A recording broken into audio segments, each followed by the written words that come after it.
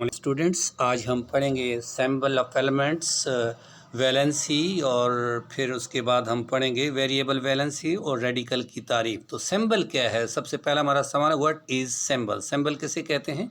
Sample एक निशानी होती है जो हम एलिमेंट्स का पूरा नाम लिखने के बजाय लिखते हैं। ये निशानी या ये अलामत किस शक्ल में होती है? अंग्रेज़ी के हरूफ की शक्ल में होती है। ये हरूफ हम लेते कहाँ से हैं?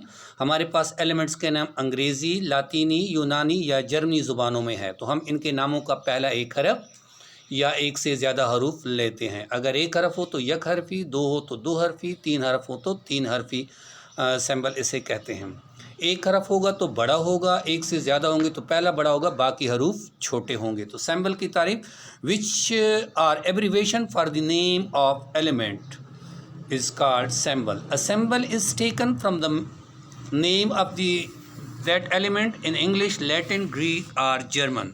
If it is one letter, it is written as capital, as the H stands for hydrogen, N for nitrogen, and C for carbon. In case of two letters symbol, only first letter is capital while the second one is small letter, as for example Ca calcium,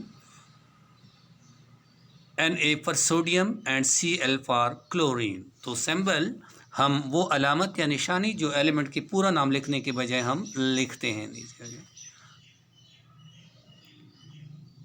आगे हम तारीफ पढ़ेंगे valency की। Valency क्या है? एक atom की या एक एलिमेंट की दूसरे एलिमेंट से मिलाप की इस्तिताअत, ये है valency.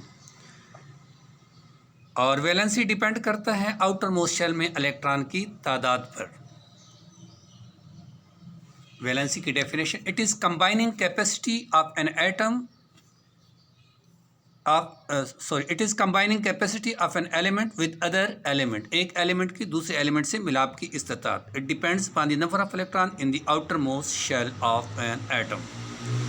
In simple covalent compound, valency is the number of hydrogen atoms which combine with one atom of that element, or the number of bonds formed by one atom of that element. ये क्या है? Covalent compound में valency की तारीफ यह है कि एक एटम कितने हाइड्रोजन एटम से मिल सकता है या एक एटम कितने बॉन्ड बना सकता है। नीचे एग्जांपल में देखें, हाइड्रोजन और क्लोरीन। अब हमने एक लफ्ज़ इस्तेमाल किया बॉन्ड। बॉन्ड का मतलब क्या होता है? वो कुव्वत जो एटम को जोड़े रखती है, force of attraction between atoms. Atoms के दरमियान पाई जाने वाली कुव्वत ही कशिश। तो ये नीचे देखें, हाइड्रोजन और क्लोरीन के दरमियान हमने छोटी सी लाइन डाली है, ये है बॉन्ड, फोर्स ऑफ अट्रैक्शन। तो क्लोरीन कितने हाइड्रोजन एटम से मिला है? एक से, तो क्लोरीन की वैलेंसी होगी एक। ऑक्सीजन लेफ्ट और राइट साइड पर, एक हाइड्रोजन लेफ्ट साइड पर है और एक हाइड्रोजन राइट साइड पर है। ऑक्सीजन मिला है दो हाइड्रोजन से, तो ऑक्सीजन की वैलेंसी हो गई तीन। इसी तरह नाइट्रोजन मिला है तीन हाइड्रोजन से, तो नाइट्रोजन की वैलेंसी होगी तीन। कार्बन एक वक्त में चार हाइड्रोजन से मिला है, तो कार्बन की वैलेंसी है चार।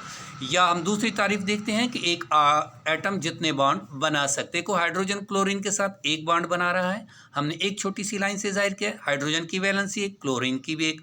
ऑक्सीजन दो हाइड्रोजन से मिल रहा है, यानी दो बॉन्ड बना रहा है, ऑक्सीजन की वैलेंसी दो। जबकि हाइड्रोजन और ऑक्सीजन के दरमियान एक बॉन्ड है, तो ये हाइड्रोजन की वैलेंसी होगी एक। नाइट्रोजन तीन हाइड्रोजन से मिला है, तीन बॉन्ड बना रहा है, नाइट्रोजन की वैलेंसी तीन। और कार्बन चार बॉन्ड बना रहा है, तो कार्बन की वैलेंसी होगी चार। अब हम पढ़ेंगे वैलेंसी की तारीफ आयनिक कंपाउंड में। तो आयनिक कंपाउंड में क्या है कि एटम अपना ऑक्टेट यानी आउटर मोस्ट शेल में 8 इलेक्ट्रॉन पूरे करने के लिए कितने इलेक्ट्रॉन देता है या कितने इलेक्ट्रॉन लेता है। अगर किसी एटम के आउटर मोस्ट शेल में इलेक्ट्रॉन की तादाद 4 से कम हो, यानी एक हो, दो हो या तीन हो, तो ये एटम इलेक्ट्रॉन देंगे। जैसे कि सोडियम के आउटर मोस्ट शेल में एक इलेक्ट्रॉन है, ये एक इलेक्ट्रॉन देगा। मैग्नीशियम के आउटर मोस्ट शेल में दो इलेक्ट्रॉन है, ये दो इलेक्ट्रॉन देगा। और इसी तरह एल्युमिनियम के आउटर मोस्ट शेल में तीन इलेक्ट्रॉन है, तो ये तीन इलेक्ट्रॉन देना पसंद करेगा, क्योंकि इनको इलेक्ट्रॉन देकर अपना ऑक्टेट मुकम्मल करना आसान है। यानी ये जब ये इलेक्ट्रॉन एक, दो या तीन सोडियम, मैग्नीशियम और एल्युमिनियम खारिज करेंगे, तो इनका ऑक्टेट यानी आउटर मोस्ट शेल में 8 इलेक्ट्रॉन हो जाएंगे, जो पिछला शेल रह जाएगा। इसी तरह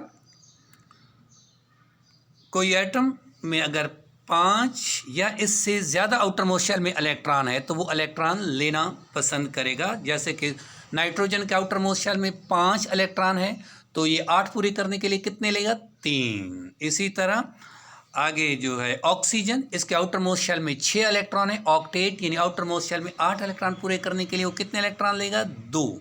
क्लोरीन के आउटर मोस्ट शेल में 7 इलेक्ट्रॉन है तो ये आउटर मोस्ट शेल ऑक्टेट यानी आउटर मोस्ट शेल में 8 इलेक्ट्रॉन पूरे करने के लिए 1 इलेक्ट्रॉन लेगा। तो आयनिक कंपाउंड में वैलेंसी के डेफिनेशन है नंबर ऑफ इलेक्ट्रॉन गेन और lost by an atom of an element to complete its octet. As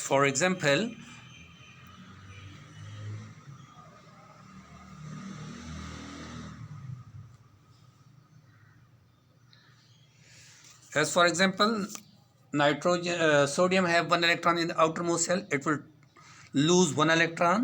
Magnesium have 2 electron, it will lose 2 electron. Aluminium has 3 electron in the outermost shell, it will lose 3 electron to complete its octet.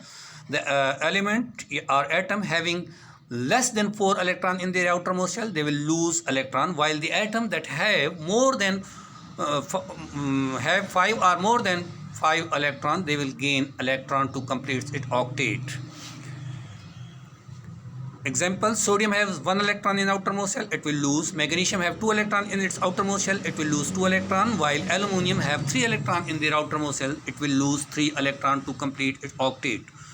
On the other hand, nitrogen have 5 electron in its outermost shell, it will gain 3 electron to complete its octet. Oxygen have 6 electron in its outermost shell, it will gain 2 electron to complete its octet. Chlorine have 7 electron in its outermost shell, it will gain 1 electron to complete its octet. So valency of sodium will be 1, magnesium 2, aluminium 3, while that of nitrogen is 3, oxygen 2 and chlorine 1. आगे हम पढ़ेंगे जी radical किसे कहते हैं? Atom या group of atom जिस पर कोई चार्ज हो तो इसको हम कहते हैं रेडिकल। आगे टेबल दिया हुआ है, इसमें सिंबल्स भी, ये टेबल है इसमें सिंबल्स भी दिए हुए हैं एलिमेंट के और इनकी वैलेंसी भी दी हुई है। नीचे हम पढ़ेंगे जी वेरिएबल वैलेंसी। कुछ एलिमेंट्स ऐसे होते हैं जिनकी वैलेंसी मुख्तलिफ होती है। किसी कंपाउंड में इनकी वैलेंसी एक होती है तो दूसरे में दूसरी होती है। इस वैलेंसी को कहते हैं वेरिएबल वैलेंसी। जैसे कि फेरिस सल्फेट FeSO4 में वैलेंसी ऑफ आयरन है जी 2 और Fe2SO4 होल थ्राइस यानी फेरिक सल्फेट, इसमें आयरन की वैलेंसी है +3। तो ये दो मुख्तलिफ किस्म की वैलेंसी रखते हैं, +2 और +3। तो जब हम इनका नाम लिखेंगे, मसलन इसका नाम है फेरम, तो अगर जब इनकी वैलेंसी कम होती है तो आखिर में OUS डाल देते हैं। जैसे कि फेरिस में Fe की वैलेंसी है +2 तो फेरम से हो जाएगा फेरस। जब इनकी वैलेंसी ज़्यादा होगी उसके आखिर वाले लफ्ज़ को IC से बदल देंगे। जैसे फेरिक में Fe की वैलेंसी है +3 तो फेरम से ये बन जाएगा ferric. Some elements show more than one valency, they have variable valency. For example, in ferrous sulfate FeSO4 the valency of iron is 2. In ferric sulfate Fe2SO4 whole thrice the valency of iron is 3.